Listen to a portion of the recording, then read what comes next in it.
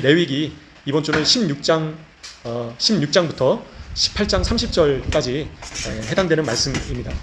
그래서 이제 여러 내용들이 있는데요. 또 대속제일과 관련된 말씀들이 있죠. 그래서 하나님을 위한 또 제물을 제비 뽑고 또 아사셀을 위한 또 염소를 제비를 뽑아서 광야로 유대 광야로 이제 보내는 이제 그런 내용도 나오고요. 그리고 이제 제사장의 그 번제와 관련된 내용들, 그래서 레위기 16장부터 18장까지 관련된 또 유대인들이 전 세계 유대인들이 이번 한 주간 살펴보는 말씀으로 저희도 함께 찾아보시고 또 알아가시는 시간 되시면 좋겠습니다. 그래서 이번 달이 지금 니산월인데요, 아직. 그래서 니산월에는 6월절이 포함되어 있죠. 그래서 니산의 어원이 이제 기적, 네스에서 나왔다. 그래서 기적의 달로 유대인들은 보고 있다. 그래서 1년 중 가장 중요한 달 중에 또 하나의 달이 바로 니산월이다라는 것을 저희가 보셨습니다.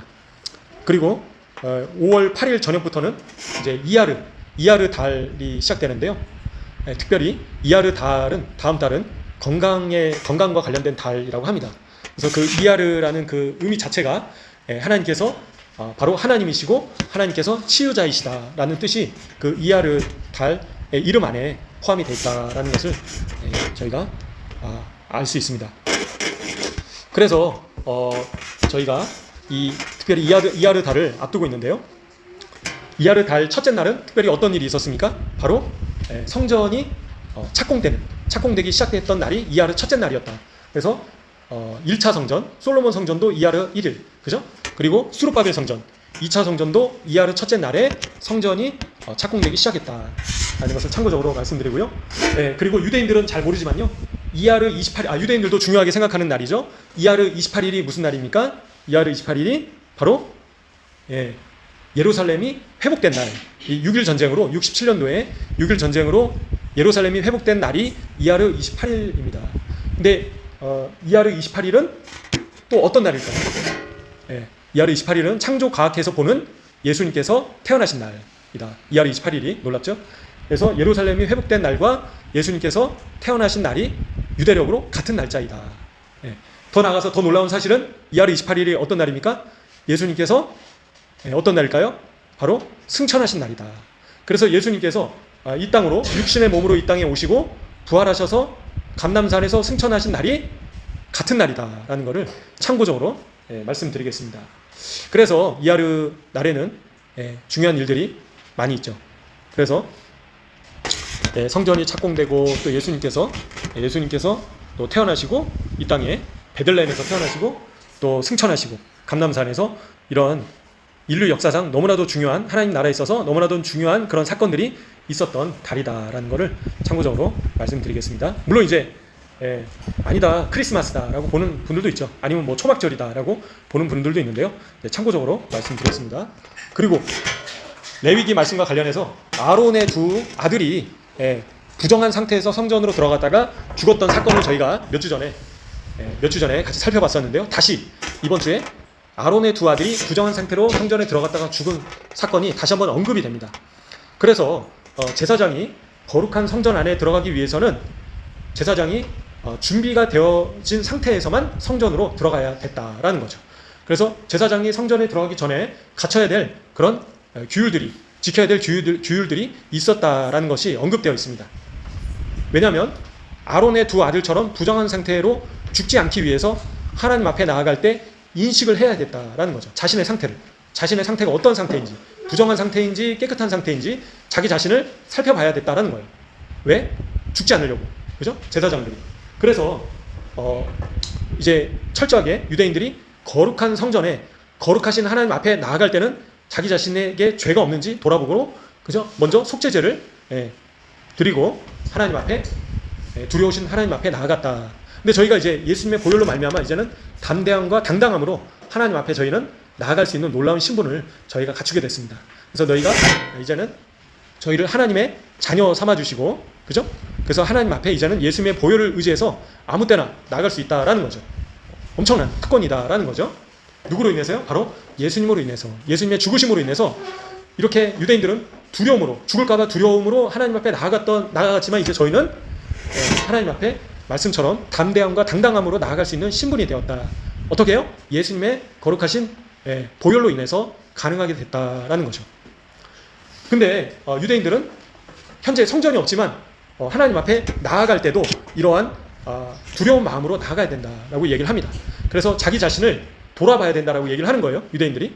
그래서 성전에 나아가는 것을 오늘날 어떻게 해석을 하고 있느냐, 유대인들은 첫 번째 기도, 그죠? 하나님 앞에 기도를 올려드릴 때, 그죠? 특별히 하루에 3번씩 기도를 하죠, 유대인들이. 그래서 아미다 기도문이라고도 하고 시몬 에스겔 18가지 기도 제목으로 기도를 매일 3번씩 기도를 하는데요. 그 하나님 앞에 통곡의 벽에서나 회당에서나 하나님 앞에 기도하기 전에 자신의 상태를 돌아본다는 거예요. 그냥 막 죄 지은 상태에서 막 더러운 상태에서 그냥 나가서 이렇게 기도를 하는 것이 아니라 자신을 돌아본다라는 거죠. 준비된 상태에서 기도를 올려드린다, 하나님께. 두 번째, 하나님의 말씀을 대할 때도 자신의 상태를 돌아본다는 거예요. 하나님의 말씀을 연구하고 하나님의 말씀을 묵상하고 하나님의 말씀을 이제 읽을 때도 자신의 상태를 돌아보고 준비된 상태에서만 나가야 된다라는 것을 참고적으로 말씀을 드리겠습니다. 또 세 번째, 언제일까요? 바로 하나님의 거룩하신 이름을 언급할 때 하나님의 그 이름이 너무나도 거룩하시기 때문에 함부로 하나님을 부르지 않는다라는 거예요. 자신의 상태를 돌아보고, 그죠? 근데 저희가 기독교가 저희가 너무나도 이 하나님의 거룩하신 하나님 앞에 저희가 부정한 상태로 죄 지은 상태로 나가진 않는가 돌아볼 필요가 있는 것을 저희가 보게 됩니다. 그래서 유대인들은 참고적으로요, 머리에 키파를 써야 된다라고 하고요, 기도하기 전에 또 하나님의 거룩하신 이름을 부르기 전에 키파를 써야 된다. 제가 직접 물어보니까 정통 유대인 랍비 분한테 물어보니까 왜 이거를 쓰는지 물어보니까 거룩하신 높으신 하나님 앞에서 저희의 가장 중요한 부분을 가림으로 인해서 하나님 앞에 겸손함을 나타내는 상징으로 쓴다라고 이제 그렇게 이야기를 하더라고요. 물론 이제 저희는 쓸 필요가 없죠. 저희는 쓸 필요가 없는데 유대인들은 그런 의미로 쓴다라는 걸 참고적으로 제가 말씀을 드리겠습니다. 그래서 유대인들이 이제 손에다가 메고 이마에다가, 그죠?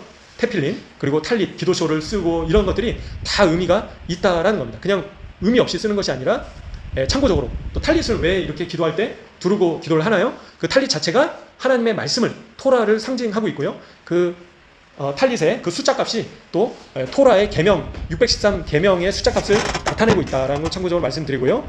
그리고 그 탈릿 안에서 하나님과 은밀히, 그죠? 하나님과 이제 하나님과만 교제를 하는 그런 의미에서 탈릿을 쓰면서 기도를 한다. 그런 것들을 참고적으로 의미가 있다는 것을 찌찌트도 마찬가지로 예수님께서도 메고 계셨던 찌찌트, 옷술이죠. 그래서 이것도 613을 나타냅니다. 그래서 토라를 나타내고요. 혈루병 걸린 여인이 예수님의 찌찌트를, 옷자락이 아니라 예수님의 찌찌트를 만졌는데 이제 그걸 만진 이유는 메시아의 찌찌트를 만질 때 치유의 광선이 흘러나온다라는 당시의 유대인들의 믿음으로 인해서 예수님의 찌찌트를 만졌다라는 거죠. 그래서 예수님께서 메시아이신 것을 믿음으로 이제 나타냈다라는 거죠. 그 행동으로. 그래서 또 제사장이 성전에 들어갈 때 무엇을 이제 갖춰야 되나요? 바로 의복, 제사장 의복을 갖추고 들어가야 된다. 그죠? 아무런 옷을 입고, 그죠? 더러운 옷을 입고 들어가는 것이 아니라 제사장 의복을 입고 갖춰 입고 하나님 앞에 나아갔다. 그래서 제사장이 성전으로 나아가기 전에 그런 과정들이, 절차들이 다 의미가 있다라는 겁니다. 그래서 저희가 다 그런 것들이 뭐 구약인데 뭘 우리가 의미를 두냐, 다 무시하면 되지. 그게 아니라 그 안에 다 숨겨져 있는 것을 저희가 보시게 됩니다. 그죠? 그래서 저희가 거룩하신 하나님 앞에 나아갈 때도 저희도 저희 자신을 돌아보고 회개할 것이 없는지 하나님께 기도를 올려드리고 하나님께 예배를 올려드리고 또 하나님의 일을 행하기 전에 그에 앞서서 저희 자신을 돌아보고 회개할 것이 없는가 살펴봐야 된다라는 거죠. 자, 여기서 이제 또 레위기 말씀 가운데 회개에 대해서 언급이 되는데요. 그래서 제사장이 번제를 올려드리고, 그죠? 죄와 회개에 대해서 언급이 되는데요. 단순히 이 예물을 올려드림으로 인해서 죄가 속해지냐? 그게 아니다라는 거예요. 그래서 이 성경에 나와 있는 진정한 회개의 의미는 무엇입니까? 세 가지라는 거예요.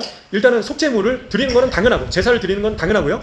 이 세 가지가 동반되어야지만 진정한 회개이다라고 하는데요. 첫 번째가 뭡니까? 첫째는 후회.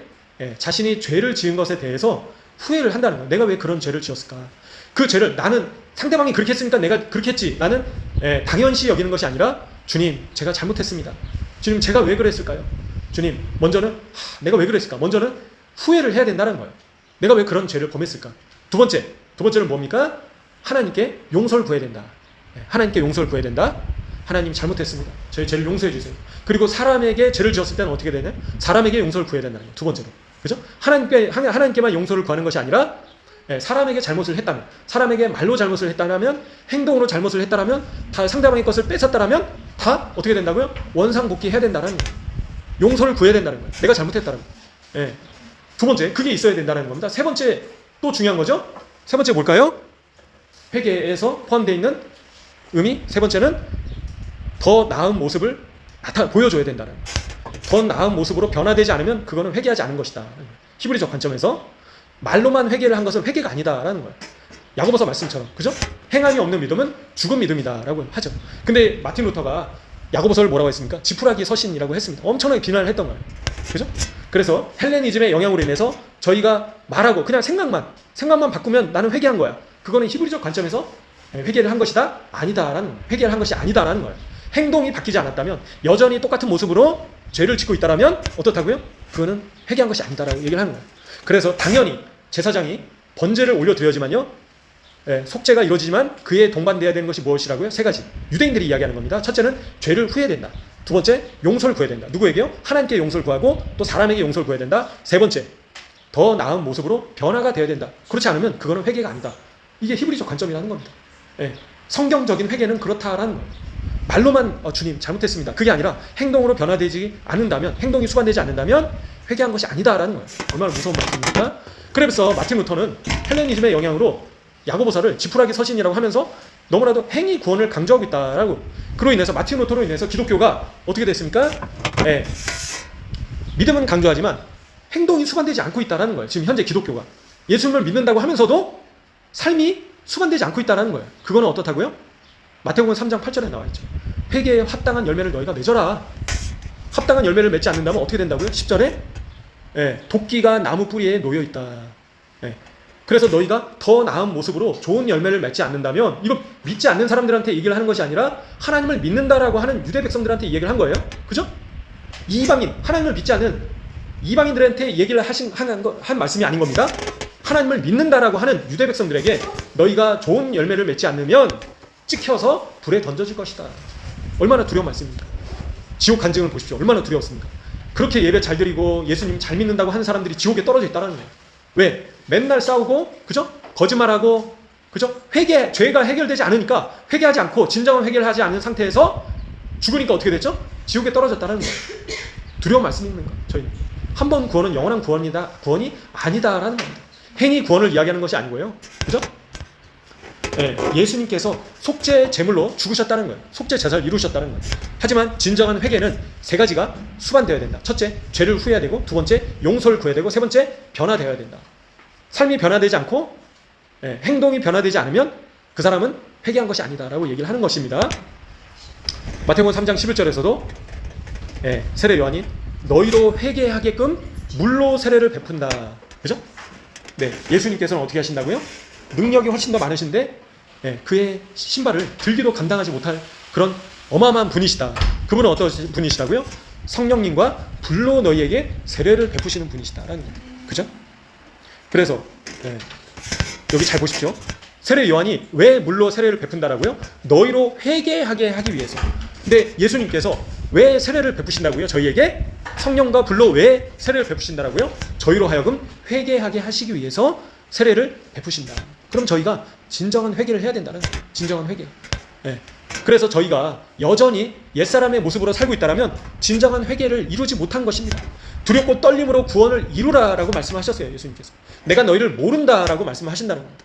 귀신을 쫓아내고 위대한 사역을 했는데도 예수님께서는 내가 너희를 모른다 말씀하시는 거예요. 얼마나 두려운 말씀입니까? 그죠? 시편 말씀에도 사람이 회개하지 아니하면 그가 그의 칼을 가시며, 그죠? 칼을 갈고 계신다는 거예요. 회개하지 않으면 그의 활을 이미 당기어 예비하셨도다. 하나님을 믿는다라는 사람에게 주시는 말씀이라는 겁니다. 요한계시록 2장 16절에도 보시면요, 그죠? 그러므로 회개하라. 그리하지 아니하면 내게 속히 가서 내 입의 검으로 그들과 싸우리라. 그죠? 누구에게 말씀하시는 겁니까? 지금 교회 성도들에게 말씀하시는 겁니다. 예수님을 믿는다라고 하는 사람들에게 말씀하시는 거예요. 예수님께서 회개하라. 그러지 않으면 예수님께서 그 입의 검으로 싸우시겠다. 그죠? 요한계시록 2장 5절. 너희가 그죠? 어디서 떨어졌는지를 생각해라. 그러므로 회개하여 처음 행위를 가져라. 그죠? 회개한다는 것은 어떤 것이라고요? 처음 행위를 가져라. 예수님을 처음 만났을 때 모습으로 돌아가라. 네. 그래서 저희가 구원의 은혜로 뜨거웠던 그때, 예수님을 처음 만났을 때, 그래서 오직 예수님만을 바라보고 예수님만을 따라가려고 하고 예수님의 모든 말씀을 순종하려고 했던 그때로 돌아가라. 예수님을 믿는 시간들이 길어지면서 점점 어떻게 됩니까? 처음 행위를 버리게 되는 거예요. 점차 세상으로 갑니다. 세상 사람들의 모습으로 가는 거예요. 서로 싸우고 당짓고 미워하고 시기하고 질투하고 욕하고, 그죠? 세상 사람들의 모습으로 가는 것이 처음 행위를 버리는 것이다 라는 겁니다. 그래서 너희가 회개하지 아니하면 내가 너에게 가서 너의 촛대를 옮기겠다. 네. 저희의 촛대를 옮기신다라는 겁니다. 얼마나 두려운 말씀인 겁니다. 저희가 하나님의 위대한 사역들을 하고 하나님의 일들을 지금까지 수십 년 동안 해왔다 하더라도 저희가 여전히 옛사람의 모습을, 처음 행위를, 예수님을 처음 만났을 때 그 모습을 버렸다라면 촛대를 옮기시겠다라고 말씀하신다라는 겁니다. 이 시대에 필요한 말씀이다 싶습니다. 그죠? 저희가 못 살고 못 먹고 대한민국이 어려울 때 얼마나 하나님께 부르짖고 삼각잔에서, 그죠? 그리고 다 기도원에서 그렇게 부르짖고 기도를 했습니까? 근데 점점 잘 먹고 잘 살고 이제 살만하니까 하나님 없어도, 그죠? 안 계셔도 이제는 살만한 거예요. 그래서 그 뜨거웠던 신앙을 버리고 세상으로 가고 있다라는 겁니다. 사도행전 3장 19절에서도 너희가 회개하고 돌이켜라. 너희 죄 없이 함을 받아라. 그죠? 그렇게 말씀하신다라는 겁니다. 그래서 유대인들이 히브리적 관점에서 회개의 정의는 뭐라고요?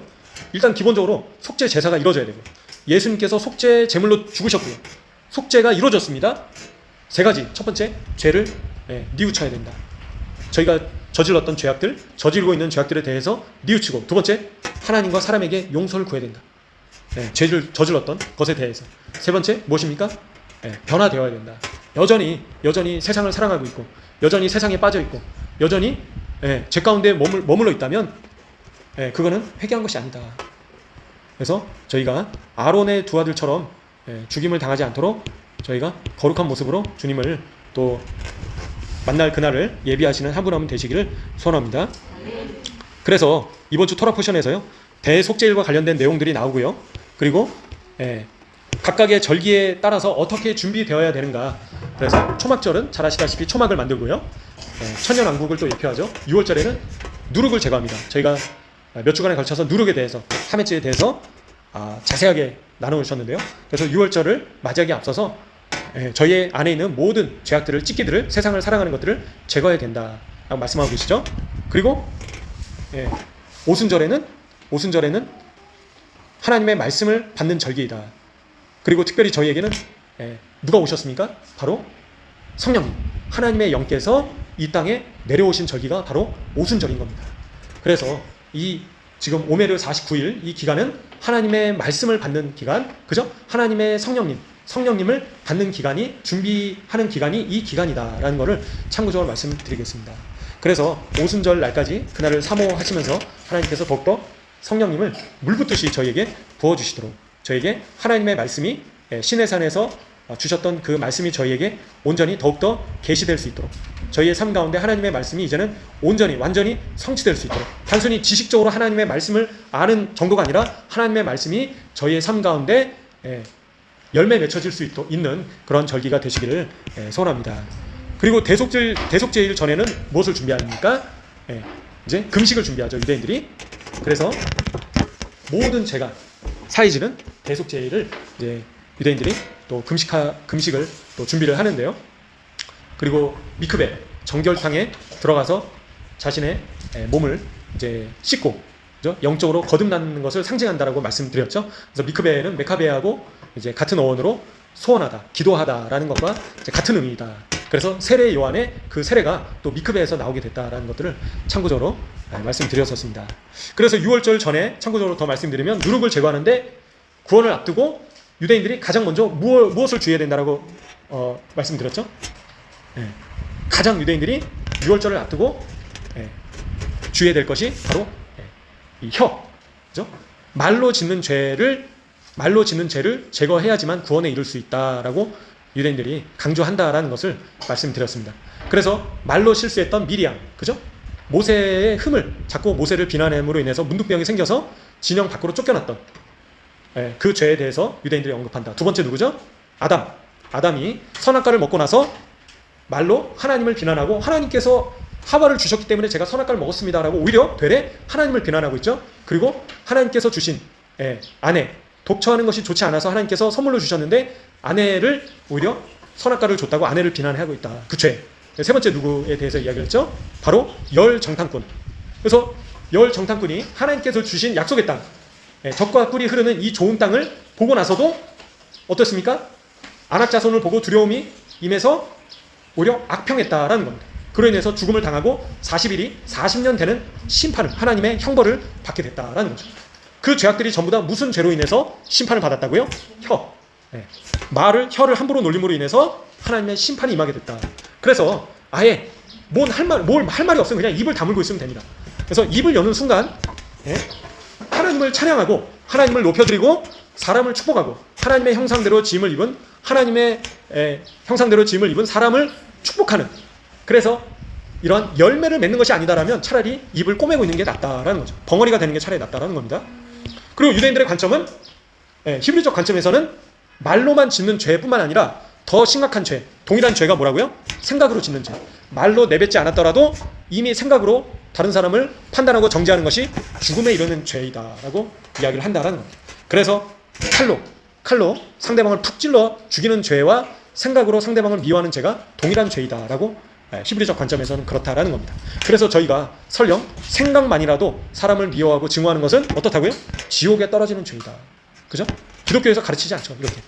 그래서 히브리적 관점에서 구약의 관점은 그렇다는 겁니다. 죄의 정의가 너희가 생각으로 다른 사람을 미워했으면 이미 죽음에 이르는 죄를 저질렀다라는 거예요. 기준이. 얼마나 무서운 말씀인 겁니까? 그래서 저희는 저희 생각만으로라도 다른 사람을, 이웃을 미워하지 않고, 예수님께서 내 이웃을 내 몸과 같이 사랑해라 말씀하셨어요. 얼마나 어려운 계명인 겁니까? 내 이웃을 내 몸과 같이 사랑해라. 그래서 유대인들은 어떻다고요? 먼저 생각으로 그 사람을 축복하라는 거예요. 예수님께서 말씀하셨죠. 원수를 사랑하라. 그렇죠? 원수를 위해서 기도해라. 그래서 먼저 저희의 생각을 바꿔야 되는 겁니다.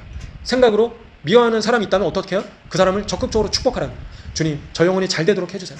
주님, 저 영혼이 복되게 해주세요. 저 영혼이 건강하게 해주세요. 하나님, 물질의 축복을 주세요. 먼저 생각으로 그 사람을 축복하라는 겁니다. 히브리적 관점에서. 그렇게 계속 생각을 하면 어떻게 된다고요? 행동을 하게 돼 있다는 겁니다. 기회가 왔을 때 물 한 잔을 줘도 결코 상을 잃지 않을 것이다. 예수님께서. 물 한 컵만이라도 상을 주신다는 거예요. 하나님께서. 저희가 상대방의 필요를 보고 섬기는 것이 어떻다고요? 어마어마한 상급이 하늘에 쌓인다라는 거예요. 그래서 저희가 먼저 생각을 바꾸면, 생각으로 먼저 미워하는 생각을 버리고 먼저 적극적으로 그 사람을 축복하고 원수를 축복하고 원수를 사랑하고 이 죽일 놈, 이놈 지옥에 떨어져라, 그런 생각들을 다 버리고, 그죠? 저희의 생각으로 저 사람을 저주하고 미워하고 아유 지옥에나 떨어져라 하면 그 죄로 인해서 저희도 지옥에 떨어진다. 회개하지 않을 경우에. 그죠? 그래서 많은 천국과 지옥 간증들을 들어보십시오. 공통적으로 예수님을 믿는 사람들이 지옥에 떨어져 있다는 겁니다. 회개하지 않아서. 죄 가운데 여전히 사람들을 미워하고 동일한 죄로 인해서 지옥에 떨어져 있다는 간증들이 있다는 겁니다. 찾아보시면. 그래서 저희가 사람들을 미워하고 용서하지 못하고 정죄하고 이런 모든 생각부터 행동까지 저지른 죄악들을 다 회개를 해야 된다, 안 해야 된다? 해야 된다라는 겁니다. 히브리적 관점이 그렇다는 거예요. 히브리적 관점이. 마틴 루터가 얘기한 것이 아니라, 그죠? 그리고 대속죄를 앞두고요. 레위기 16장 9절 말씀을 보시면요. 9절 10절 보시면 아론은 여호와를 위하여 제비 뽑은 염소를 속죄제로 드리고 아사셀을 위하여 제비 뽑은 염소는 산대로 여호와 앞에 두었다가 그곳으로 속죄하고 아사셀을 위하여 광야로 보낼지니라. 그죠? 두 염소를 가지고요. 하나는 여호와를 위해서 성전에다가 제물로 바쳤고요. 대속죄일 때. 그리고 두 번째 염소는 제비 뽑힌 염소는 어떻게 한다고요? 아사셀을 위해서 유대 광야로 보냈다라는 겁니다. 그래서 광야에서 방황하다가 이제 죽게 된다라는 거죠. 그래서 유대 광야에 가시면 아사셀 산이 있습니다. 아사셀 산이 있는데 거기에 보시면 이 염소 뼈가 많이 모여 있는 그 장소가 있거든요. 그래서 유대인들이 성전 시대 때 유대 광야로 가서 이제 아사젤 산에서 염소를 이제 밀어서 떨어뜨렸다라고 합니다. 그래서 이 제비 뽑는 것과 관련해서 이제 참고적으로 말씀드리겠습니다. 그래서 유대인들이 제비를 뽑지 않습니까? 아사셀 염소 그리고 성전에 바쳐지는 염소를 뽑을 때도 제비를 뽑는데요. 그리고 실로에서 12지파 땅 분배를 할 때도 어떻게 했습니까? 여호수아가 너는 예루살렘으로 가라, 너는 유대로 가라, 너는 네겝으로 가라, 이렇게 하지 않았다는 거예요. 브엘셰바로 가라. 어떻게 했죠? 제비를 뽑았습니다. 그래서 이 제비를 뽑는 것이 또 성경적인 원리인 것을 저희가 보게 되는데요. 12번째 사도를 뽑을 때도 어떻게 했습니까? 바로 제비를 뽑았었죠. 그래서 유대인들이, 이스라엘 백성들이 왜 제비를 뽑는가, 어떤 믿음에서 제비를 뽑는가와 관련해서 참고적으로 말씀드리면요. 첫 번째, 무조건 하나님께서 선하시다 라는 믿음을 가져야 된다라는 겁니다. 그래서 어떠한 결과가 나오든 간에 다 선하신 하나님의 최고의 선한 결과이다 라는 믿음을 가져야 된다라는 겁니다. 제비를 뽑는다라는 의미 자체가. 그래서 제비를 뽑는다라는 거예요. 근데 저희도 마찬가지입니다. 예루살렘에 오셨고, 그죠? 누구와 함께 지내고, 그리고 저희가 어떤 공동체 가운데 속해 있고 어떤 사역을 하던 간에 지금 이 상황이, 이 결과가 어떤 결과라고요? 가장 최고로 선한 결과이다라는 믿음을 가지는 것이 하나님을 향한 온전한 믿음이다, 하나님을 신뢰하는 믿음이다라는 것입니다. 그래서 저희는 하나님, 저 브엘셰바로 가고 싶은데 왜 예루살렘으로 보내셨습니까? 하나님, 저 한국으로 가고 싶은데 왜 이스라엘로 저를 이렇게 부르셨나요? 그죠? 하나님, 저 예루살렘으로 가고 싶은데 왜 갈릴리로 보내십니까? 그게 아니다라는 거예요. 지금 하나님께서 저희에게 주신 모든 상황들은, 장소는 어떻다고요? 최고로 좋은 상황이다라는 겁니다. 거기에 대해서 불평하면 열정탐꾼이 되는 것입니다. 하나님의 심판이 있다라는 거예요. 그래서 불평하는 열정탐꾼이 될 것인가? 아니면 여호수아와 갈렙처럼 이 산지를 내게 주셨어, 갈렙이. 그죠? 그런 믿음으로 하나님을 신뢰할 것인가? 그거는 결국엔 저희의 선택의 문제이다, 저희의 책임이다라는 겁니다. 그래서 저희의 인생도, 인생의 방향도 제비 뽑는 것과 같다라는 거죠. 유대인들이 수천 년 동안 유리 방황하고 잡혀 죽고 이런 역사를 이제 당해왔었는데요. 그런 모든 인생의 향방은 어떻다고요? 어떤 인생의 향방이나 결과와 관계없이 하나님은 선하신 분이시다. 무조건 하나님을 신뢰해야 된다. 그래서 무조건 하나님의 선하심의 결과이다, 그렇게 받아들여야 된다는 겁니다. 하나님, 왜 저에게 저런 사람들을 보내셔서 저에게 환난을 겪게 하셨습니까? 주님, 왜 저희를 비난하고 욕하고 이런 사람들을 저에게 보내셨습니까? 그런 말을 하는 것 자체가 하나님을 신뢰하지 않는, 하나님을 부정하는 행동이다라는 거죠. 열 정탐꾼과 같은 행동이다라는 겁니다. 일단 불평하고 불만을 내뱉는 순간 하나님을 신뢰하지 못하는 불신앙이다라는 겁니다. 그죠? 그래서 저희는 절대적으로 하나님을 신뢰하고, 저희 앞에 어떤 상황이 펼쳐져 있든 간에 무조건 감사해야 된다라는 겁니다. 그래서 이게 성경적인 믿음이다라는 겁니다. 그래서 성경적인 믿음은 철저히 하나님을 100% 신뢰하는 것이다라는, 저희 앞에 어떤 사람이 있든 간에, 저희 앞에 어떤 상황이 있든 간에, 저희의 인생을 어떻게 살아왔던 간에 이거는 내가 최고로 하나님의 선하심의 결과인 것이다. 어떤 직업을 갖고 일을 해왔던 간에, 그죠? 어떤 사역을 해왔던 간에 이번 인생은 실패했다. 그거는 정말 불신앙의 말이다라는 거예요. 그래서 예수님을 믿는다는 하나님의 자녀들은 무조건 감사해야 된다라는 겁니다. 하나님, 저에게 왜 이런 상황들을 허락하셨습니까? 하나님, 저 너무나도 고통스럽습니다. 주님, 저에게 왜 이렇게 저의 머리를 미련하게 만들어주셨습니까? 그죠? 그런 말 하는 것 자체가 어떻다고요? 열 정탐꾼하고 똑같다. 하나님을 믿지 못하는 불신앙이다라는 거죠. 하나님을 신뢰하지 못하는 믿음이 없는 생각과 행동이다라는 거예요. 그래서 저희는 무조건 감사해야 된다. 이스라엘에 있어도 감사, 없어도 감사, 한국에서 섬겨도 감사, 이스라엘에서 힘들어도 감사, 어떤 공동체에 있어도 감사, 옆에 누가 있어도 감사, 무조건 감사해야 된다. 그게 성경의 기준이다라는 겁니다. 그래서 특별히 이제 이번 주 이제 일요일부터 저녁부터 홀로코스트 추모일입니다. 그래서 홀로코스트 기념일인데요. 홀로코스트로 인해서 학살당했던 그 유대인들을 추모하는 날인데요. 근데 이런 날이 유대 역사상 없었다라고 합니다. 그래서 홀로코스트 추모일은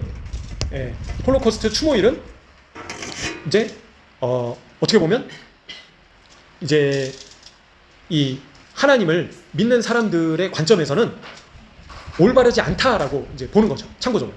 그래서 이 유대교 안에서는 성전이 파괴된 날, 그죠? 그 외에 이런 날들은 이제 기념을 하고 슬퍼하지만요. 유대인들이 학살당한 것에 대해서는 슬퍼하거나 추모하는 날이 없다라고 합니다. 역사적으로. 그런 날이 없었다라고 하는 거예요. 그래서 홀로코스트 추모일은 현대 이스라엘에서 새롭게 만든 날이다라는 거죠.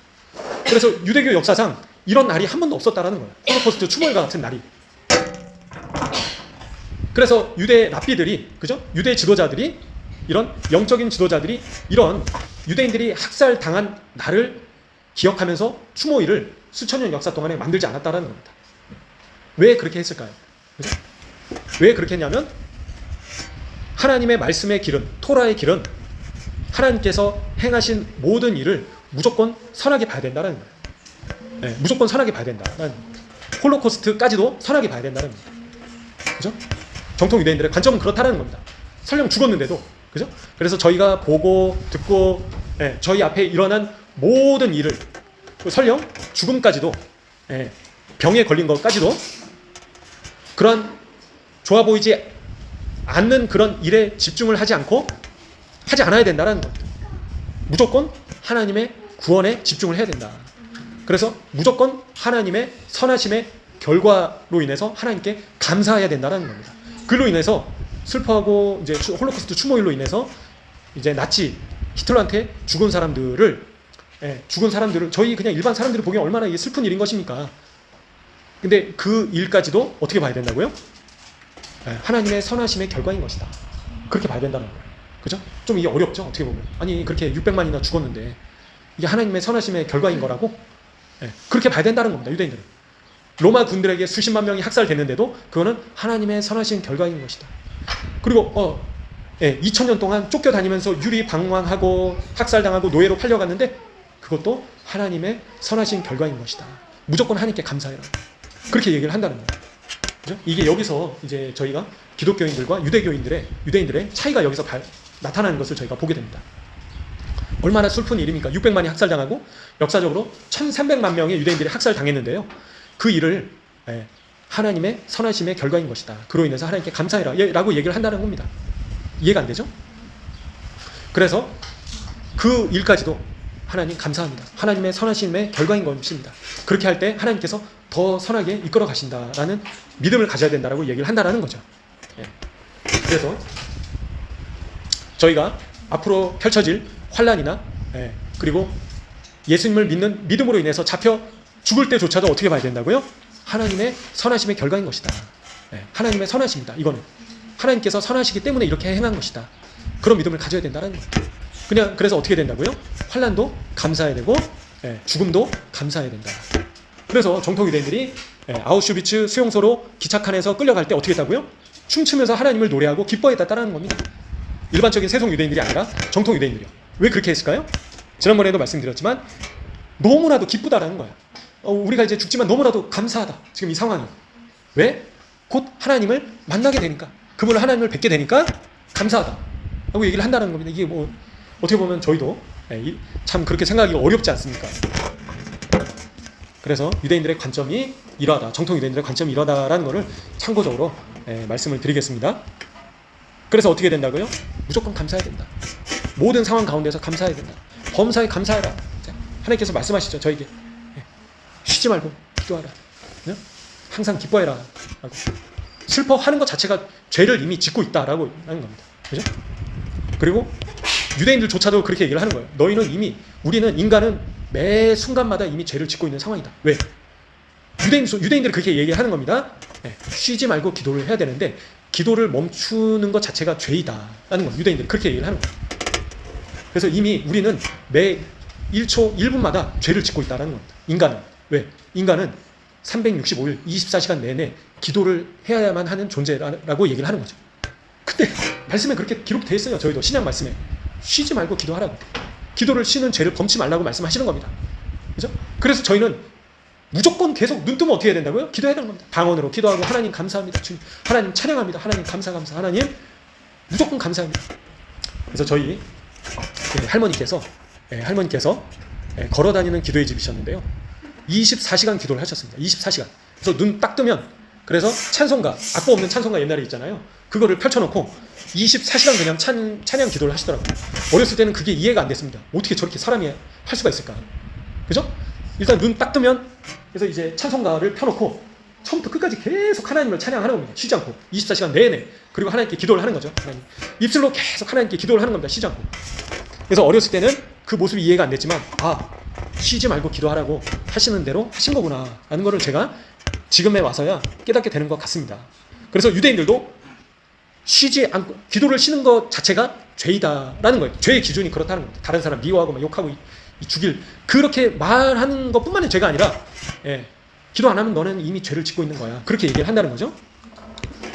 그래서 저희는 신부로서 저희가 변화되어야 될 때인데요. 시간과 공간을 초월하시는 분이 바로 누구시라고요? 하나님이시다. 쉬지 않고 기도했을 때 그 응답을 이루시는 때가 가장 베스트한 때가 언제인 것을 아는 분이 누구시라고요? 바로 하나님이시다. 하나님 왜 기도에 응답 안 하시니까? 라가 아니라 저희가 기도를 하면 가장 최고의 시기에 응답하시는 분이 누구시라고요? 하나님이시다. 근데 그 얘기를 하는 사람들이 누구라고요? 유대인들이다. 그래서 저희는 기도를 하되 조급해하지 않고 쉬지 않고 기도를 해야 된다라는 겁니다. 그리고 홀로코스트 이 추모일 일주일 뒤에는 어떤 날입니까? 바로 독립기념일인데요. 이스라엘이 1948년도에 독립한 날이 5월 14일이었습니다. 그래서 그 날이 이제 약 일주일 뒤에 독립기념일이 있는데요. 자, 놀랍게도 1948년도 5월 14일이 유대력으로 어떤 날이었습니까? 첫 번째, 4,000년 전에 있었던 일인데요. 누구의 생일입니까? 바로 아브라함의 생일이었다라는 겁니다. 유대력으로 1948년도 5월 14일 독립한 그 날이 유대력으로는 아브라함의 생일이었다. 자, 더 중요한 날이었는데요. 1948년도 5월 14일이 또 누구의 생신이십니까? 바로 예수님의 생신이셨다. 5월 14일이 태양력으로. 그래서 주전 6년. 이거는 제 얘기가 아니라 창조과학회의 이야기입니다. 그래서 1948년도 5월 14일이 이스라엘이 독립한 날짜가 예수님께서 태어나신 날, 아브라함이 태어난 날.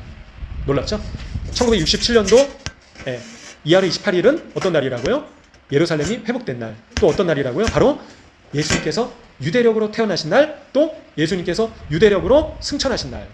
그래서 하나님께서는 아주 정확하신 분이십니다. 그래서 저희의 머리카락까지도 세시는 분이 바로 하나님이시다. 그래서 하나님께서는 절대 오차가 없으시다. 오류가 없으신 분이 하나님이시다. 라는 겁니다. 그래서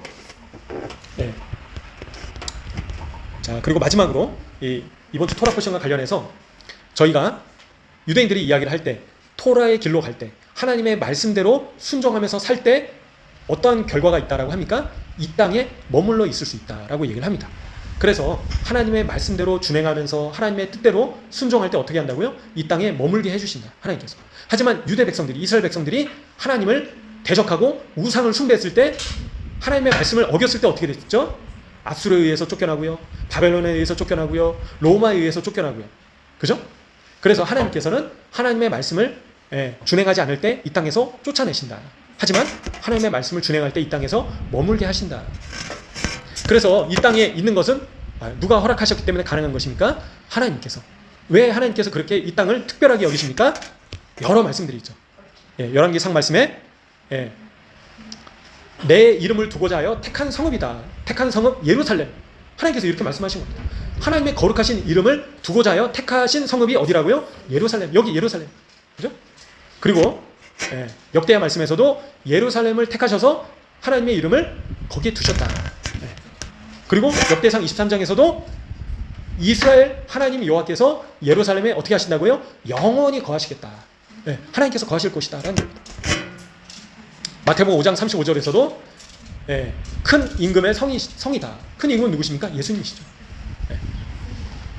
이사야 말씀에서도 여호와께서 시온산과 예루살렘에서 왕이 되시고, 그렇죠? 스가랴 2장 말씀에서도 예, 예루살렘을 범하는 자는 그분의 눈동자를 범하는 것이다. 그래서 그분의 눈동자가 이 땅 가운데 있다라는 겁니다. 그래서 이 땅이 특별한 땅이다라는 겁니다. 저희가 얘기하는 게 아니라 하나님께서 직접 그렇게 말씀하셨다는 겁니다. 예루살렘의 그 특별함에 대해서, 이스라엘의 특별함에 대해서 말씀하신다는 거예요. 그래서 이 땅에 머무르는 것은 하나님께서 허락하신 것이고 하나님께서 특권을 허락하신 것이다 라고 유대인들이 이야기를 하는 것입니다. 그래서 이 땅에 있고 싶어서 있을 수 있는 것이 아니다라는 거예요. 하나님께서 허락하셨기 때문에 이 땅에 머물 수 있다라고 이야기를 하는 것입니다. 그래서 저희가 예루살렘 땅에서 계시는 동안에 특별히 왕의 도성입니다. 이 땅은. 그렇죠? 하나님께서, 예수님께서 통치하실 땅이, 자정하셔서 통치하실 장소가 이 땅이다라는 겁니다. 그래서 이번 주 토라포션과 관련된 말씀들을 저희가 살펴보셨지만요. 그래서 저희가 닛산월, 기적의 달 가운데 있고요. 구원의 기적을 온전히 예수님을 만날 그날까지 성취하시는 한 분 한 분 되시기를, 두렵고 떨림으로 구원을 이루시는 한 분 한 분 되시기를 소원합니다. 그래서 6월절을 앞두고 어떻게 된다고요? 유대인들은 말의 죄를 멈춰야지만 구원에 이룰 수 있다라고 얘기를 합니다. 유대인들이. 그죠? 그 다음 달이 어떻다고요? 이하르달. 이하르달은 하나님께서 치유자이시다. 하나님이시고 치유자이시다. 그런 의미가 있다는 것을 살펴봤습니다. 그리고 아론의 두 아들처럼 부정한 상태에서 성전에 들어가면 안 된다라는 거죠. 그래서 저희가 하나님 앞에 나아갈 때, 하나님의 일을 행할 때 저희 안에 죄악들을 어떻게 해야 됩니까? 없애버려야 된다. 제거해야 된다. 저희 자신을 깨끗게 해야 된다라는 것을 저희가 살펴보셨고요. 그래서 대속제일날 이제 두 염소를 제비를 뽑는다. 제비 뽑는 것과 관련된 말씀들을 보셨습니다. 그리고 제사장이 번제를 올려드리는데 진정한 죄의 회개는 후회와 용서를 구하는 것과 더 나은 모습으로 변화돼야지만 진정한 회개이다라는 것을 살펴보셨습니다. 회개와 관련된 말씀들을 저희가 쭉 한번 또 살펴보셨고요. 회개에 합당한 열매를 너희가 맺어라. 말로만 회개합니다가 아니라 변화되라. 변화되라라는 거죠. 그래서 찍혀 불에 던져질 것이다. 회개하지 않으면. 두려운 말씀이죠. 그래서 알곡과 축정이를 나누신다. 그래서 저희가, 근데 유대인들의 히브리적 관점에서는 입으로 짓는 죄와 생각으로 짓는 죄가 동일하다. 그리고 입으로 짓는 죄는 칼로 찌르는 죄와 동일하고 입으로 짓는 죄가 칼로 찌르는 죄보다 더 악하다라고 얘기를 하는 거죠. 칼로 찌르면 한 명 죽이지만 말로 험담을 하면 내가 죽고 듣는 사람 죽고 당사자 죽고 3명이 죽는다라는 거죠. 그래서 저희가 말로 짓는 죄를 이제는 멈춰야겠습니다라는 것을 보시게 됩니다. 그래서 저희가 그리고 토라 포션과 관련해서 왜 피를 땅으로 흘려버리는가, 이제 그와 관련해서 참고적으로 말씀드리면, 그리고 흙으로 그 피를 덮는데요.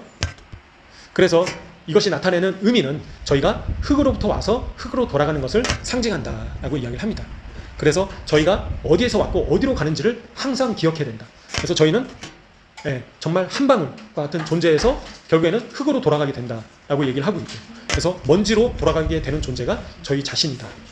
그래서 저희의 자아도 사라지게 되고 저희라는 인간 이 존재 자체가 사라지게 되기 때문에 항상 저희가 어디서 왔고 어디로 가는지를 기억하고 저희의 자아를 죽여야 된다라고 얘기를 합니다. 그래서 이 자아는 모든 죄의 근원이 되고, 저희가 자아가 살아있을 때, 내가 살아있을 때 결국에는 죄를 저지르게 된다. 유대인들이 그렇게 얘기를 하는 겁니다. 근데 예수님께서 신약의 말씀을 통해서 또 말씀을 하시죠. 그죠? 저희가 어떻습니까? 십자가에 못 박혔다라고 얘기하는 거죠. 내가 사는 것이 아니다. 저희 자신을 어떻게 해야 된다고요? 죽여야 된다라고 말씀을 하시죠. 너희가 새로운 피조물이다. 고린도후서 말씀에 말씀을 하신다라는 겁니다. 그래서 이런 말씀들을 저희가 기억하시면서 이 시간 함께 기도하시면 좋겠는데요.